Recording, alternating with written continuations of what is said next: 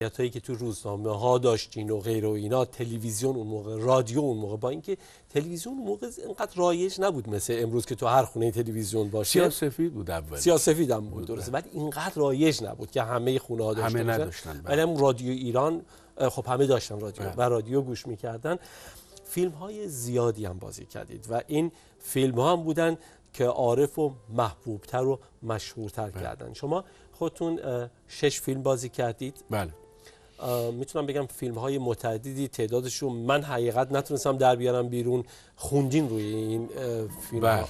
بله. خودتون میدونین آماری وجود داره؟ نه هیچ وقت بهش فکر نکردم چون تعدادش خیلی زیاد و پرت و پلاست. یعنی فیلم های معروف رو میدونم ولی کن فیلم هایی که مثلا بینام و گمنامه نمیدونم، ولی صدای من توشون هست.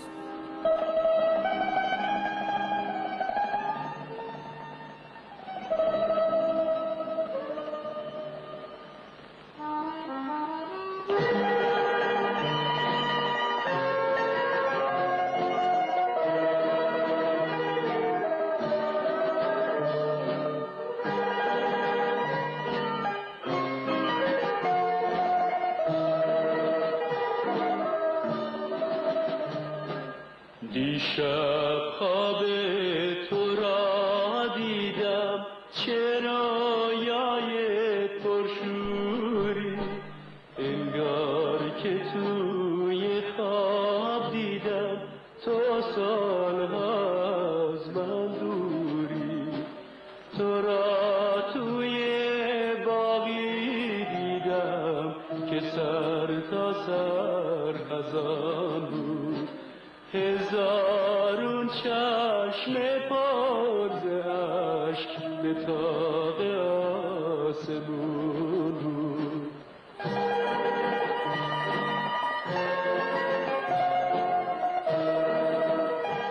یه فیلمی که شما بازی کردین و این فیلم هم تقریبا همه میدونن، رابطی شما سلطان قلب‌ها، و اصولا این ترانه، رابطی شما با این ترانه، با این فیلم، خدا بیامرز اگه اشتباه نکنم آقای فردین هم کارگردان این فیلم بودن. این فیلم آقای فردین بازی کردن، من بازی نکردم، فقط روی چهره ایشون خوندم سلطان قلب‌ها رو. بله، ولی خیلی کار عجیبی بود برای اینکه قبل از من آقای ایرج صدای نه آقای ایرج روی صدای آقای فردین صداشون رو ارائه میدادن. درسته. و ایرج خواجه امیری، درست دارم میگم دیگه، الان پسرشون هم واقعا هنرمند ارزنده هستن. خود آقای ایرج هم عزیز بودن و دوست داشتنی، صدای استثنایی داشتن و ایشون ترانه‌ای که میخوندن اکثرا آواز بود، آواز و یه تصنیف‌های مخصوص روی یه کمی لاتی بود و هر چی که بود روی کاراکتر آقای فردین رو تو فیلماش انجام میدادن. اینجا تو فیلم سلطان قلب‌ها یه مقدار قضیه شیک شده بود، اینه که آقای انوشیروان روحانی و آقای فردین تصمیم گرفتن که صدای منو بذارن روی صداشون، ولی این یه ریسک بود برای اینکه مردم فردین رو با صدای ایرج میشناختن و این عملی نبود و امکان شکستش خیلی زیاد بود. و از وقتی که من این ترانه رو خوندم و اجرا کردم همش نگران بودم که نکنه من نباید این کار، میتونستم قبول نکنم ولی نمیتونستم حرف انوشیروان روحانی اینا رو زمین بذارم. آقای فردین رو عزیز بودن، دوستای خوب من بودن و من خوندم و با نگرانی منتظر شدیم. وقتی فیلم در اومد بسیار موفق شد. اون موقع بود که من یه نفس راحت کشیدم، بسیار کار سختی بود. سلطان قلبم کجایی کجایی، رفتی که بر من به شادی گشایی، دروازه های بهشت طلایی، اما صد افسون رفتی و بردت کفم زندگانی، عشق جوانی، رفتی کجا ای که دردم ندانی، دردم ندانی.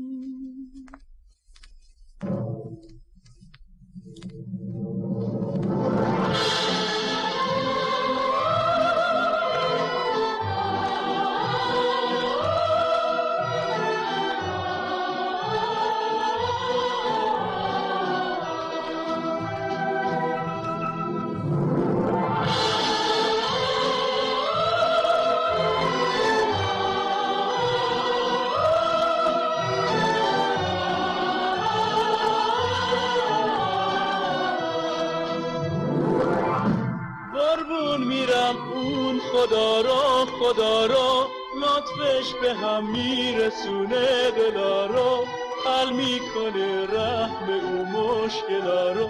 شکرت خدایا گذشته دیگه، گذشته این فتنه ها بازی سر نوشته. شکرت خدایا که حالا بهشته کاشونه ما.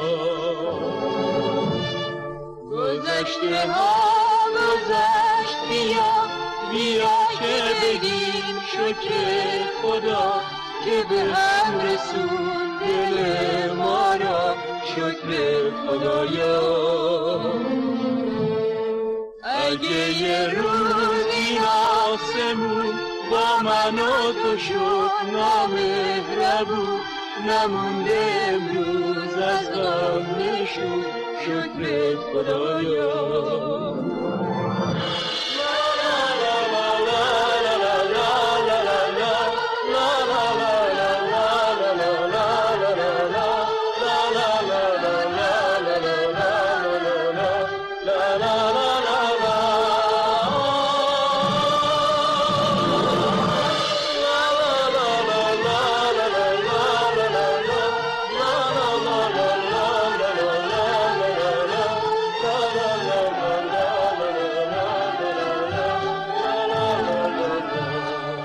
شما خاطری هم با غلام ژاندارم دارین؟ همین غلام ژاندارم این خودش نه این سلطان قلپا بود. غلام ژاندارم هم داستانش اینه که بعد از سلطان قلپا اینا آقای امان منطقی کسی بودن که آهنگساز بودن و شعر میگفتن و کارگردان سینما بودن، یعنی با تصویر همه چی رو میدیدن، شعر و آهنگ و تصویری. ما کمتر کسی داشتیم ترسیم میکردن توی مغزشون که همه چی رو تکلیفش روشن بود از اول که چی میخواد بشه.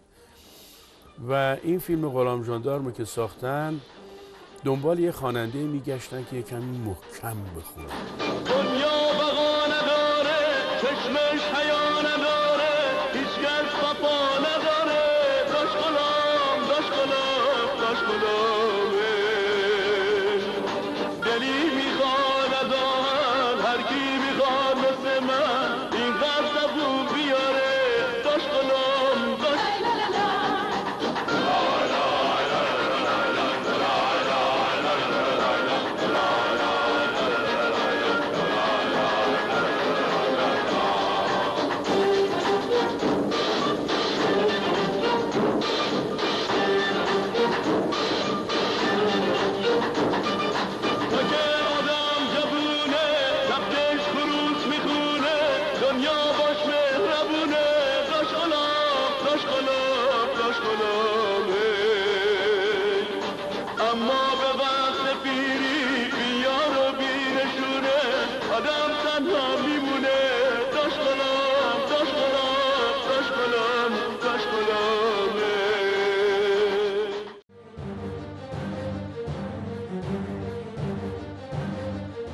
سالها بعد بود اگه اشتباه نکنم در نیویورک در جشن استقلال 200 سالگی امریکا بله. شما برنامه اجرا کردین. چرا شما رو انتخاب کردن و اونجا به چه زبونی شما خوندین؟ بله، عرض کنم که فقط موسیقی نبود. برای 250مین سالگرد استقلال امریکا ایران غرفه داشت، یک غرفه بسیار بزرگ در مدیسن اسکوئر گاردن، اونجایی که مسابقات بوکس کل اینا رو هم دیدیم اونجا بود. در اون محل این برنامه رو گذاشتن. وزارت فرهنگ و هنر موسیقی رقصنده های فراوون فرستاده بودن و استادکارای منبتکاری، کارهای چیز و غرفه خاویار ایران و غرفه موسیقی که خانم سرکار خانم مرضیه و من انتخاب شدیم که بریم بریم. من اولین بار بود که از مأموریت اداری از طرف رادیو میرفتم، قبلا کسای دیگر میفرستادن و ما رفتیم اونجا و ما به فارسی میخوندیم، ولی امریکایی‌ها میدونستن که ما این جشن رو برای استقلال امریکا گذاشتیم. و جالب اینجا بود که خاویار رو سرو میکردن برای مردم، تو سینی میدادن، همه میخوردن، آب لیمو هم میزدن روشو و نون کوچیک توست، یک قاشق خاویار. ولی قوطی خاویارای بزرگ رو میبردن هر روز پخش میکردن مردم.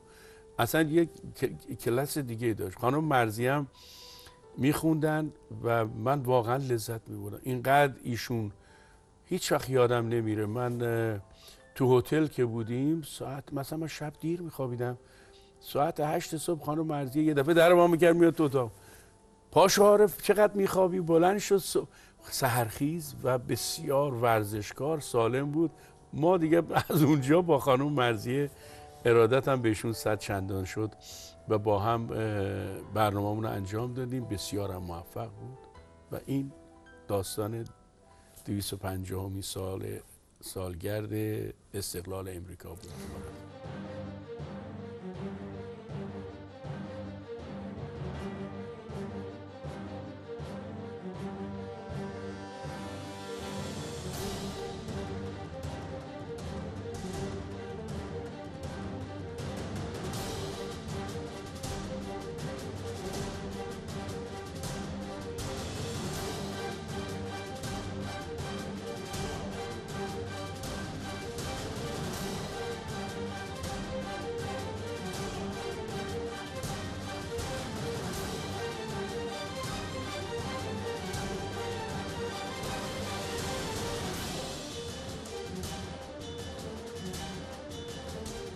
تمام چرخش این زندگی، یعنی از خیلی سریع این پله ها رو شما بالا اومدید. از خوندن روی فیلم ها، همکاری با اون موقع هنرپیشایی مثل فردین، هالندایی مثل خانم هایده و دلکش و غیره و غیره و غیره، و به این صورت مشهوریت سریع. چه خب به جز آدم افتخار میکنه دیگه خودش، چه تاثیراتی دیگه تو زندگی شما داشت؟ و ببینید زندگی هنری به طور کلی من اینجوری بهتون بگم سخته.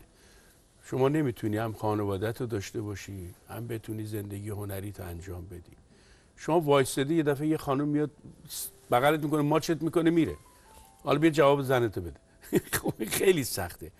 ولی من میدونم که اون هدفش صدای منو دوست داره، هنر منو دوست داره که منو میبوسه میره، حالا هر چی که هست.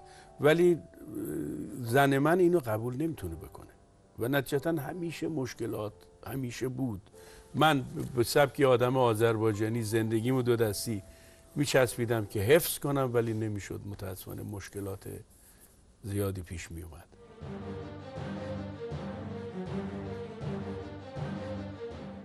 اینترنشنال میوزیک پروداکشن تقدیم می‌کند شنبه 24 مارس را به خاطر بسپارید. بار دیگر دیدار ما با میادگاه همیشگی ایرانیان، آرنا اوبرهازن، آلمان، همراه با نامآوران موزیک پاپ ایران. ابی اون دوتا مست چشات منو خوابم میکنه، اندی، پری پریا گل پریا، منصور، سپیده، حسین توهی و معین. میدونم که یه وقتایی دلت میگیره از کارم. همراه با رقص و شوهای دیدنی و آتشبازی باشکوه‌تر از هر سال در فضای بسته. دیدار ما 24 مارس، آرنا اوبرهازن. تلفن اطلاعات در آلمان 2049 171 81 80 111، در هلند 2031 620 668 667. فروش بلیط در کلیه مراکز معتبر ایرانی در آلمان، هلند و بلژیک. برای تهیه بلیط می توانید از سایت اینترنتی ما دیدن کنید intermp.com.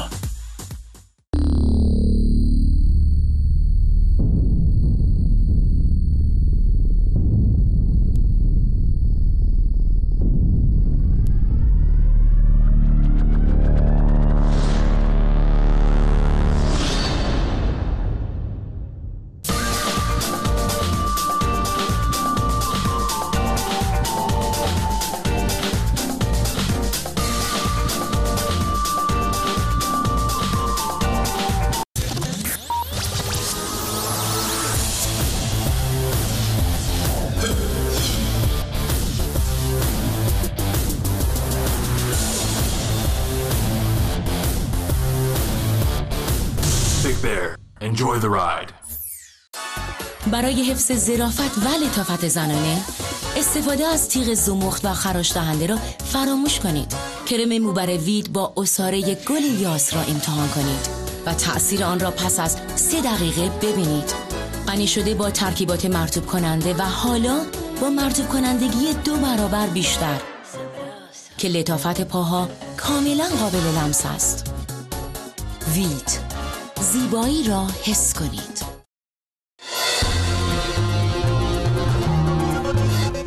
لوازم خانگی نیوا، کیفیت برتر، تنوع کالا، 18 ماه گارانتی،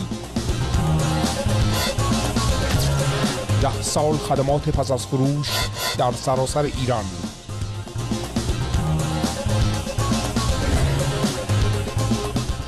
نیوار، همیشه ماندگار.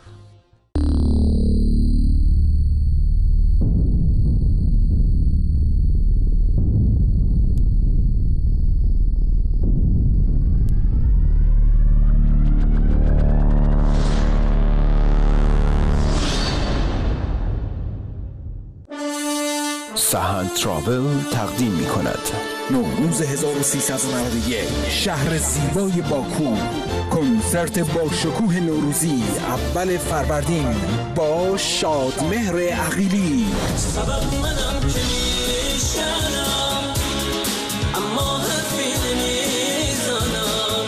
3 فروردین پدرامه. میخوام بگم دوست دارم یا تو یا هیچ کسی دیگه، بی تو نفس کم میارم. و برای اولین بار امید رو آیه بارونی نوشتم، بسته به تو جونم و سر نوشتم، تو مظهر تحملی.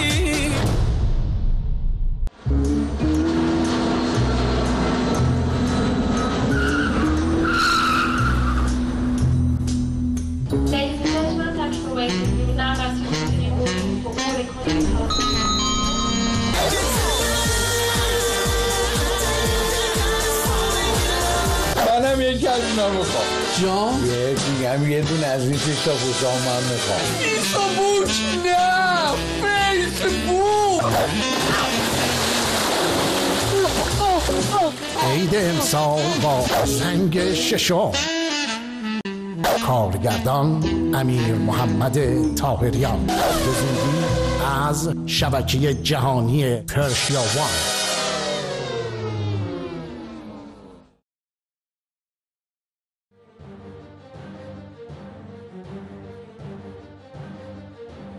سه دختر؟ بله، 4 دختر دارم، یه پسر. 4 دختر 1 پسر که پسرتون میدونم خدا بیامرزتش. خدا بیامرزتش. سهیل که فکر کنم براتون خیلی سخته دیگه، یه جورایی باش کنار اومدم و من متاسفانه اینقدر خبرهای اولین خبر ناگوار که شنیدم فوت مادر بزرگم بود که برام خیلی عزیز بود. خیلی اصلا این جور با خدا قهر کردم، واقعیتش با خدا قهر کردم که میخواستم که من برگردونه ولی نمیدونستم که نمیشه. اونجا بود که فهمیدم که تو این دنیا یه کسایی که میرن دیگه میرن، پی هر آمدنی یه رفتنی هم هست. رفتن و سخت بود برام بپذیرم. بعدا اینقدر خبرهای ناگوار شنیدم دیگه برام اولیه خیلی ناگوار بود و بقیه رو دیگه قبول میکردم، یعنی دیگه میدونستم کار نمیشه کرد. بالاخره ولی تشریف بردین امریکا، سالها اونجا زندگی کردین. برام خیلی جالبه بدونم چرا امریکا رو بعد از این همه سال رها کردین، دبی تشریف آوردین و دارین دبی زندگی میکنین. ببینید آقای قیاسی، من یک ایرانی هستم، موسیقی منم موسیقی ایرانیه. من آمریکا چیکار دارم میکنم اصلا؟ من متعلق به ایران و 70 میلیون جمعیت ایرانم.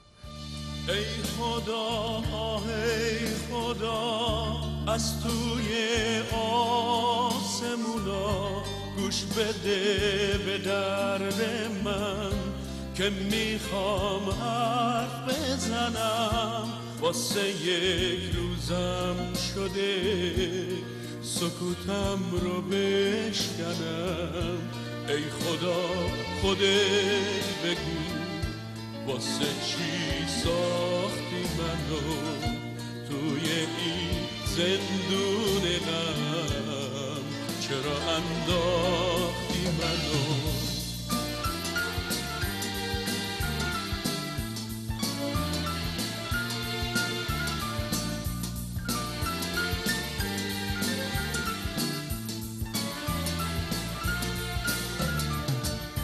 ای خدا ای خدا از توی آسمونا گوش بده به درد من که میخوام حرف بزنم. واسه یک روزم شده سکوتم رو بشکنم. ای خدا خودت بگو واسه چی ساختی منو توی این زندون غم؟ چرا انداختی منو؟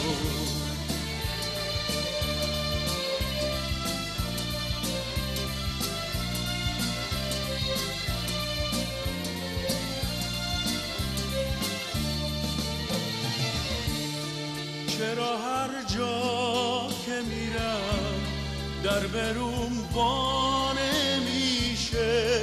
چرا هر جا دلیه میشکنه مثل شیشه؟ ای خدا حرفی بزن اگه گوشت با منه. این چیه که قلبمو داره آتیش میزنه؟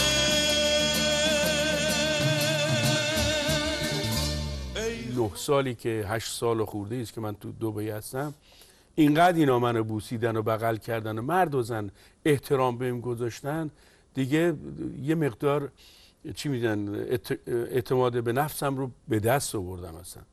ولی تو آمریکا اینجور نیست. اومدم دبی، تا اولین جزیره ایرانی عزیز ما 20 دقیقه پرواز، نزدیک خاک وطنین. نزدیک در باز شد. یه روزی اینطور بشه دیگه این یه آرزوی آخره تو این سن من، یه آرزوی بزرگه برام که بتونم برم به وطنمون. به خاطرم دبی موندم. حالا از ایران میان به منو حمایت میکنن، منو ساپورت میکنن، منو دلمو گرم میکنن. اینقدر ازشون ممنونم که اصلا اینقدر مهربونی میکنن، مثل اینکه بزرگترین جواهرات دنیا رو به من میدن. این مهربونی ها قیمت نداره. برای هنرمندم به خصوص خیلی مهمه. بله. که همیشه این عشق و این تشویق و این علاقه رو از طرفداراش و از هموطناش ببینه. به نظر من شما یک یک زمینه‌ای توی کارهای آقای شجریان یک کارایی کردین. نه آقای شجریان که ایشون هم یکی از عزیزانی هستن که من براشون خیلی احترام قائلم و خیلی هم دوستشون دارم. به خصوص الان در جایگاهی ایستادن که قابل احترامن. عرض کنم که من یک رسالت، یک وظیفه رو دوشم بود که اونو همین چند روز پیش تمومش کردم. خوشبختانه تا وقتی زنده بودم دلم میخواست این کار بشه. ببینید موسیقی سنتی برای خودش دنیایی رو داره و یه دریاییه برای خودش و حکایت خودشو داره. موسیقی کلاسیک غیر ایرانی اونم حکایت خودشو داره و قانونا و ضوابط خودشو.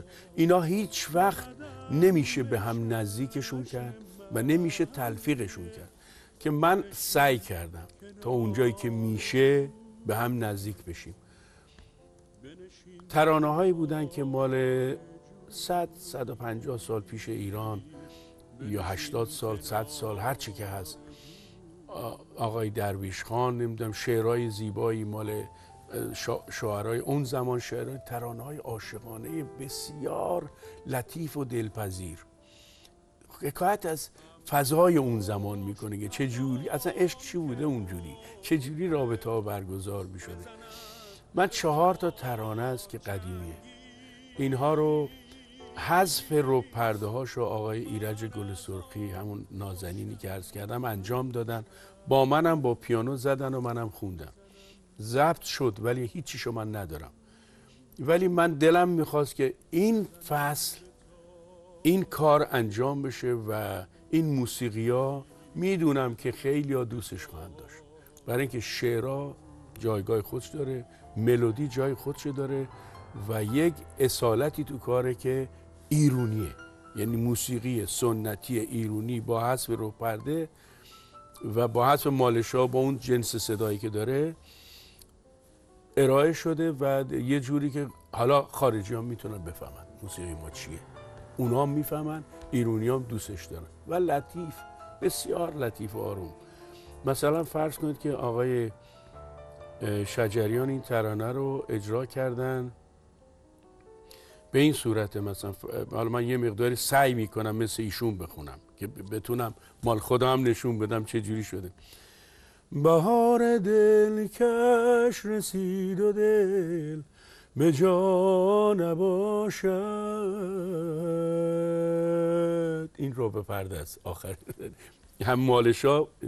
حالا این میاد میشه بهار دلکش رسید و دل به جا نباشد، اگرچه دل بردمی به فکر ما نباشد. نشستم باز کنار تو اومدی سراغم، نگاه تو روشن شبای بیچراغ، صدای من وقتی قصه داره که رنگ چشم تو قصه داره، شب من و تو باز دوباره انتظاره، نگاه تو رنگ بوسه داره، لبای من گرم و بیقراره، سکوت شب یه آسمون و یک ستاره. یه پسر بچه 24 ساله رو من پیدا کردم به اسم رضا. این نابغه است، یعنی وقتی پیانو میزنه کلاسیک میزنه باید ببینید، نابغه است. از نظر من دلم میخواد همه عالم آدم این بچه رو بشناسن. از این کمک خواستم و این کار رو برام انجام داده. اینقدر زیبا زده، اینقدر قشنگ اجرا کرده و کار تموم شد. سیدیش هم الان تو جیب شماست. بله.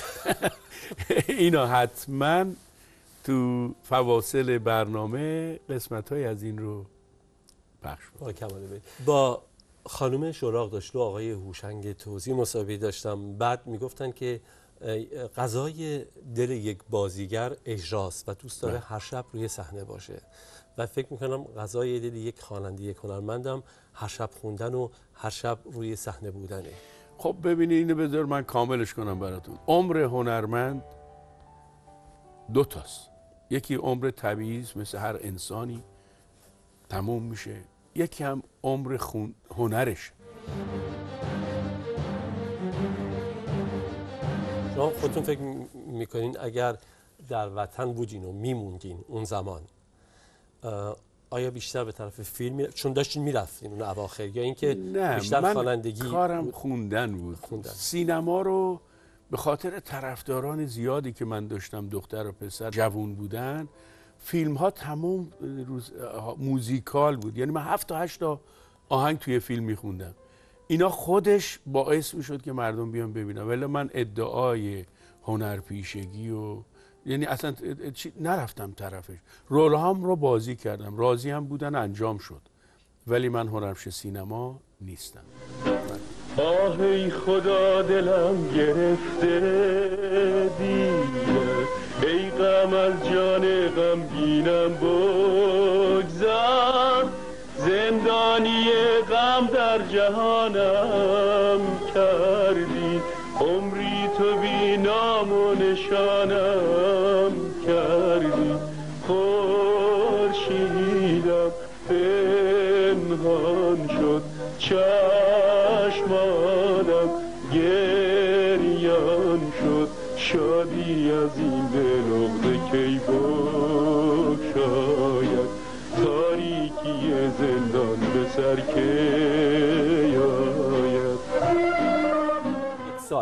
51 سال بیش از 800 اثر فیلم های سینمایی در همه جای دنیا IRF برنامه اجرا کردن. به جرات میتونم بگم یکی از افتخارات بزرگ ما فارسی زبانان دنیاست. میدونم نه فقط ایرانی‌ها، افغانی‌ها، تاجیک‌ها، تمام فارسی زبان‌ها شما رو دوست دارن و میپرستن. با صداتون بزرگ شدن، زندگی کردن، چند نسل رو پشت سر گذاشتیم. هر زبونی که بگم کم گفتم، هر جمله‌ای که بگم اون چیزی که در درونمه واقعا بیان نمی‌کنه، که افتخار خیلی خیلی بزرگی بود برای من که در برنامه VIP بتونم در خدمت یک اینجور سوپر استار مملکتمون باشم. براتون صمیمانه از طرف خودم و میلیون ها نفر بیننده که این برنامه رو دارن میبینن آرزوی سلامتی میکنم. امیدوارم که همیشه باشین و خیلی مشتاقم که کارهای جدیدتون رو که دارین ارائه میدید به وسیله این شبکه به گوش. بله من خیلی از کارام الان آماده است. خیلی کار آهنگ آلبومامو ضبط کردم، نگه داشتم و به زودی زود فقط دنبال ویدیو کلیپ ها و اینجور چیزا هستم که یه جوره این 4 تا آهنگ که اصلا یه چیز دیگه یه برای من، فقط یه پیانو توشه و من چیزی نیست، رسیتال پیانو، ولی کن اینقدر برام جالبه که حد نداره. خودم میشینم با لذت گوش میدم، میدونم کسانی که اینو موسیقی رو دوست دارن دوست خواهند داشت. از جنگل ها گذشتیم بر تن سرد درختان، یادگاری نوشتیم با من اندوه جدایی، نمیدانی چه ها کرد نفرین به دست سرنوشت، تو را از من جدا کرد.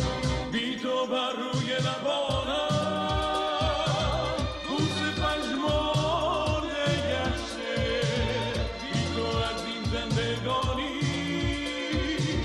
قلبم آزرده گشته، بی تو ای دنیای شادی دلم دریای درد است، چون کبوترهای غمگین نگاهم مات و سرد است. و میدونید که من ترانه های قدیمیم رو یه چیز همون 700-800 ترانه رو 40-50 تاش رو مردم خوب میشناسن.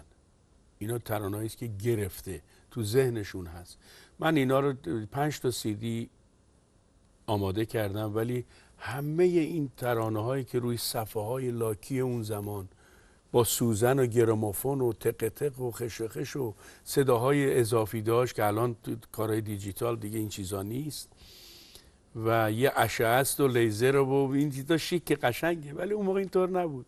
یک سوزنی بود و صفحه ها آفتاب بهش میخورد کج کله میشدن، گرما میخورد از حیز انتفاع میافتادن. و این آهنگ ها رو من جمع کردم. اونم خیلی داستانش جالبه. من یه روزی از ایران یه آقایی به من زنگ زدن، گفتن که کارتونی رو که شما تمام نوارای ریل توش بوده آوردن اینجا و میخوان که تبدیلش کنیم به دیجیتال، سیستم دیجیتال. اینا من دارم این کار رو میکنم و براتم همشو میفرستم. گفتم که خب در قبالش من چی باید به تو تقدیم کنم؟ هرچی که که باور کنم انگشتر بریلیان، من که اصلا تو این خطا نیستم، ولی اگه بهم بدن اینقدر منو خوشحال نمیکرد که این خبر منو این آقا از من هیچی نگرفت. من نمیدونم چه جوری اصلا جبرانش بکنم. هر کار خیلی هم بزرگواری کردن، هیچی، حتی گفتن هر چی میخوای برات بفرستم، چون برام مهم بود. و اینا رو من الان برداشتم، اسمش از 50 سال با عارف، آرام بخش، 10 تا آهنگ آرامه که یکی آروم و لطیف مال اون زمان. 50 سال با عارف، شادی بخش، دوباره باز 10 تا آهنگ شاده. بعد شادی بخش 1 داره، 2 داره، 3 داره، آرام بخش 1 داره، 2 داره. 5 تا CD در حال حاضر آماده کردم. البته تو دبی 2 تاشو دادم به بازار و شبا تو کاباری که من میخونم خیلی ها میخرن، میبرن ایران. پخش کنندش هم اینجا آقای نجیبه و تو فروشگاه های جاهای معروف دبی میفروشن، ولی هنوز به امریکایی‌ها ندادم. هنوز پخش کننده‌ای رو پیدا نکردم که به ایشون بدم. حالا خوب شد که از اینجا داریم صحبت میکنیم. اگر کسی مایل باشه بخوان حتما این کار رو میکنم و فکر میکنم پخش امریکا و اروپا و استرالیا و تمام جای دنیا رو انجامش بدم. فقط مال منه، سهم من است افسوس تو رو نداشتنه. انتظار تو فقط مال منه، سهم من است افسوس تو رو نداشتنه. همه با هم دیگه هستن، همه خیلی رو دارن. یکی هست که وقت گریه سر رو شونه هاش بذارم، ولی من از همه دنیا تو رو داشتم، تو رو داشتم. وقتی گریه میکردم سر رو شونت میذاشتم. همه تنهاییامون مال هم بود، مال هم بود. هرچی با هم دیگه بودیم واسه من خیلی کم بود. میخوام تشکر کنم در درجه اول ازتون از افتخار و وقتی که به من دادین. واقعا لذت بردم، واقعا لذت بردم. در پایان میخوام افتخار بدید به این شبکه. ما داریم پرژن میوزیک اوارد، اولین جشنواره بزرگ موسیقی رو درست میکنیم برای سپاس از هنرمندان عزیزی مثل شما. خواهش میکنم که واقعا یک عمر رو زحمت کشیدید برای موسیقی ایران و خودتون یک نوآوری در این موسیقی کردین. دعوت کنم در این جشنواره شرکت کنید. حتما عزیزم، با کمال میل. به من و این شبکه افتخار بدید. واقعا خواهش میکنم عزیزم. تشکر از لطفتون. من جدا لذت بردم. خواهش میکنم. این بود برنامه VIP این هفته با آقای عارف عزیز. من که واقعا لذت بردم، میدونم شما هم لذت بردین. با امید خدا بتونیم در آینده نزدیک در آلمان در خدمت شما باشیم انشالله در برنامه پرژن میوزیک آوارد و بتونیم حتی اونجا دوباره یه مسابقه در استودیو داشته باشیم، چون حرف گفتنی زیاد. مرسی. بجدید منم از بینندگان عزیز خداحافظی بکنم و روی ماه شما عزیزان رو میبوسم هر جای دنیا که هستین. امیدوارم همیشه شاد و سلامت باشید عزیزم.